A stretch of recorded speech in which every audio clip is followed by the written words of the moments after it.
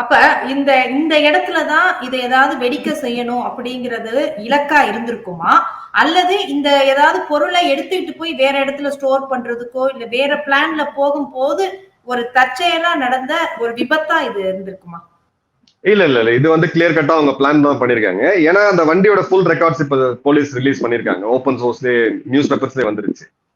3:29க்கு அவங்க metro parking உள்ள போறாங்க. இந்த வண்டி வந்து உள்ள போகுது. மெட்ரோல அது ரெக்கார்ட் ஆகுது. உங்களுக்கே தெரியும் பார்க்கிங் எல்லாமே டிஜிட்டல் எத்தனை மணிக்கு போகுது வருதுன்ட்டு. அதன் பிறகு கிட்டத்தட்ட ஒரு 3 மணி நேரம் கழித்து 6 மணிக்கு மேல இந்த வாகனம் வெளியில வருது. அந்த இடைப்பட்ட 3 மணி நேரத்துக்குள்ள அதை வெடிக்க வைக்கிறதுக்கான செயல்கள்ல இவங்க ஈடுபட்டிருக்கலாம். இப்ப அந்த 3 மணி நேரம் பார்க் பண்ணிட்டு இவங்க வெளியில வராங்க. அப்புறம் அந்த வண்டி ஸ்லோவா மூவ் ஆகுது. ஒரு சிக்னல் கிட்ட வந்து வெடிக்குது. இப்ப கிடைக்கக்கூடிய லைவ் இன்புட்ஸ் விட்னஸ் எல்லாமே பாத்தீங்கன்னா அதான் சொல்றாங்க. சோ அவங்க அதை எக்ஸிக்யூட் பண்ணணும்னு தான் வராங்க. இந்த இடத்துல செஞ்சு முடிக்கணும்ட்டு. ஏன்னா இவங்களோட மிக முக்கியமான கூட்டாளிகள் எல்லாமே போலீஸ் காவல்ல எடுத்துட்டாங்க ஏற்கனவே. It is just matter of time. இவங்களை ரீச் பண்றதுக்கு ஜஸ்ட் அவங்க ரேஸ் அகேன்ஸ்ட் டைம். சோ இதை முடிச்சு இதை கையில இருக்கக்கூடியதை எக்ஸிக்யூட் பண்ணிடுவோம் அப்படின்ற பிளான்ல தான் அவங்க பண்ணிருக்காங்க. மேபி இதை அவங்க சைட்ல இருந்து பாகிஸ்தான் சைட்ல இருந்தோ யார் இவங்களை இயக்குறாங்களோ அவங்க சொல்லியிருப்பாங்க நீங்க இதை வந்து பண்ணுங்க அப்படின்னு சொல்லிட்டு. எப்படினாலும் இவங்க பிடிபட்டுருவாங்க. அவ்வளவு சீக்கிரம் தப்பிச்சு போக முடியாது.